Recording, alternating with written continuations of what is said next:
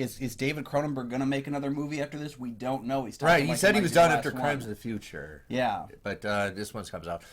Very interesting, very compelling, and actually I had a person leave the theater seeing this. So let's talk about very mixed bag kind of a thing of the Shrouds.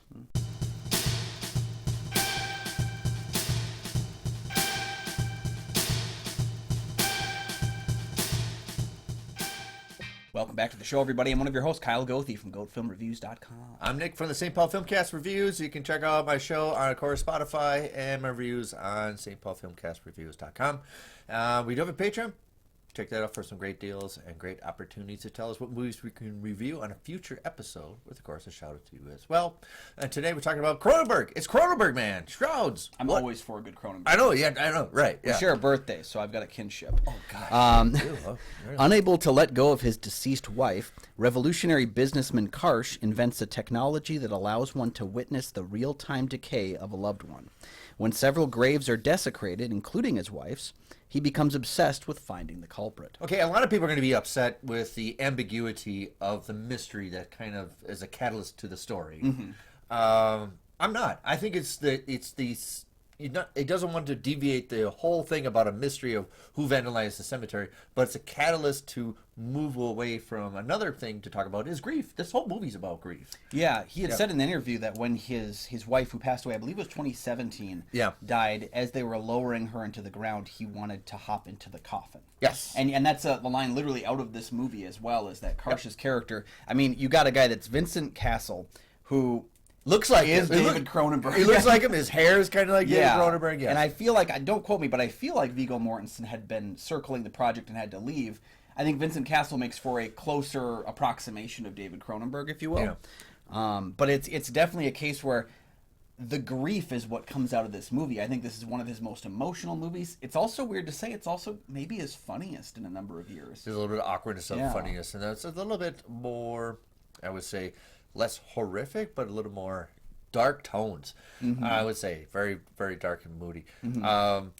Right, and I would say this is not so much about grief, but also ownership of body. I would say, like, do you still claim that's your wife, even though she's not in there? That's her body, but it still is that your wife. If you lose your limbs, is that limb still part of you, or is somebody else's? Ownership of relationships, and I think I understand the clarity of the ending of it, but I don't think that people are going to appreciate it.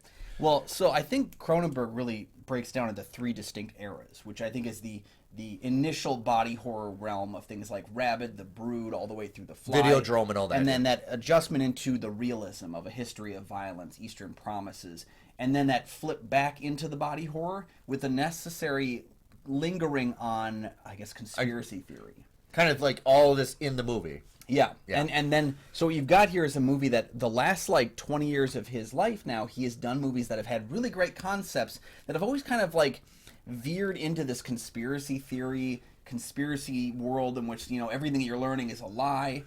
And those tend to miss for me in terms of the story. This is the rare one where I actually think the conspiracy and the mystery works because it had me second-guessing myself so frequently. But it also is because it doesn't really matter to what I was interested in, which was the Shrouds and the grief. And that's what I said. I think the ambiguity of the mystery, I think it's a good point to put it in there. But I don't need it to be constantly resolved. I think people are looking for some kind of resolution of why it happened, who did it. But Cronenberg is trying to establish that's not the point. The point is it's another way to get away from that cemetery. Yeah, and I think Cronenberg had me convinced halfway through the movie, I know how this is going to end, and now I'm pissed because I figured it out. And then he doesn't do exactly. I mean, he makes it so obvious in some ways what's happening, only to tell you that you don't really know for certain, and he flips it on you. And I really appreciated that it's almost like he was aware his audience has grown with him, is very smart, and is looking to solve the mystery, and he doesn't care that you want to solve it. I'm viewing this as no matter what you do, even health responses to alleviate grief, that you can't really get away from it. Yeah. It's always going to be there. It's always your definition. Cronenberg always talks about that there's not so much body horror, the transitions, and I talked about in my review, it's more of a transition of the human body. He always makes it in the movies that the human body's always changing, it's always evolving, and to fight that is futile. And I think in this movie he's trying to say if you fight your grief, you're going to make things worse. Just understand it's going to be with you, no matter where you go. Yeah. When there's a certain necessity of the sickness that his wife is going through, Yeah. and how it's almost like death is almost contagious. And the opening line of the film is grief is rotting your teeth. The fact that she the first line of the movie, is literally killing him. It's literally causing him pain and his own body horror. It's just not something we dive into as much with the film. Right. But it's just It's not a the monster idea that coming goes into through. you, right? Yeah, yeah.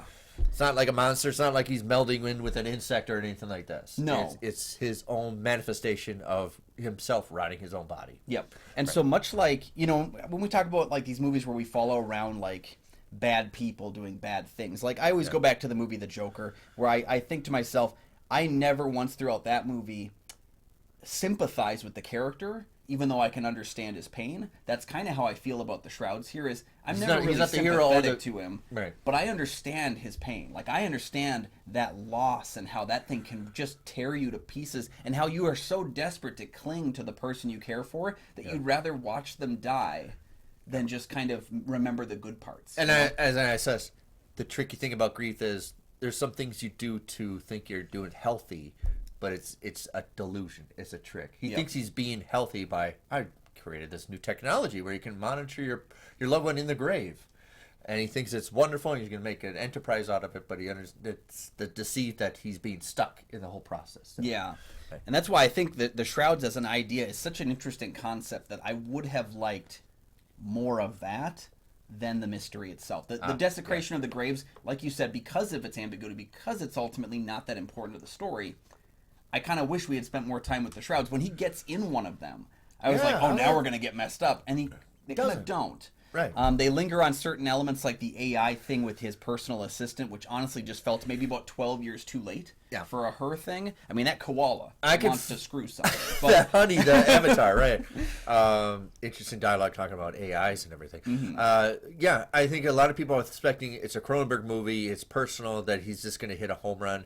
And actually, he's just hitting a single or a double. And it's good play, and it's wonderful filmmaking, but I think people expecting this cataclysmic horror thing. Yeah, that's not this movie. But coming off of something like, Crimes of the Future, which I was ultimately kind of disappointed by, Cosmopolis, Maps to the Stars, I'm not the biggest fan of Eastern Promises. So coming out of this movie, I feel like this is maybe my favorite Cronenberg since History of Violence. Yeah, and I think that's God damn it! I don't want to agree with you. I wish really, you were. You can always be wrong. There's a Limbic Spade with me with Instant Promises. I think it should have been like a 12-hour thing, like a 12-hour series. But I think this is his best one since History of Violence, and it's kind of an era that we just critiqued it a couple weeks ago.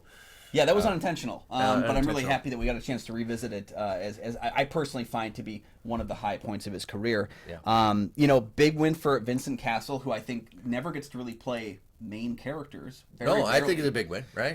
Diane Kruger, who does 3 characters. She plays the wife, she plays the sister, and she voices the AI. And I really like seeing Guy Pearce make a complete 180 from his character's look from the brutalist, right, into this schmo. The schmo that you kind of feel pathetic before, and then this other person, that bowl cut. I mean, every time you think there's no way you can find Guy Pearce unattractive, he walks in with the bowl cut, and then you see what you're seeing. That's wonderful. So yeah, I give it a really high recommendation. I don't know. If I had to make a top 10 list of the year, it would be somewhere even an honorable mention. But I can understand people's resentful from it. I did have somebody walk out of the theater when I went to see it, and I understand because you're expecting something that you're not getting.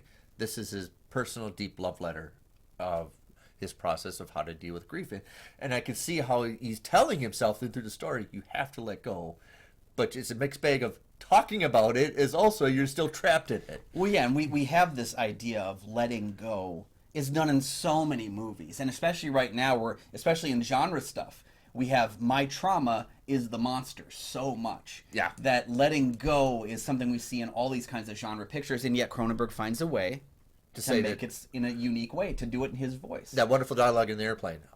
Pretty much, I'm going to be here no matter what you do. Yep. And you might have, no matter who next person you have a relationship with, and no matter which person you bounce around to, it's still going to be the staple of your identity. And once again, I talk about, like Cronenberg, it's that fight of the transition that's going to make things worse. You have to accept it. Yeah, Good or bad. Yeah, and I saw a lot of similarities. What's kind of funny is I see a lot of similarities between what he was doing and what Brandon Cronenberg was doing, especially early on in the career with things like Antiviral. Oh, that His first film being very much about like this kind of obsession. That one's with celebrity. This one's with a dead loved ones. But the viewpoint, the obsession that people have with that unattainable person is really kind of interesting. Brandon learned from his father, and I feel like in some ways David is evolving from seeing his son and his son's success as well. So it's really kind of an interesting personal relationship. And I like to see David Cronenberg kind of doing something that fits in his wheelhouse while also retaining differently. In fact, we just heard this week he's going to be in Ready or Not 2 as an actor. So he made an appearance. To see Cronenberg doing some stuff, Well, he made an appearance in that Jason Goes to Outer Space movie. Yeah.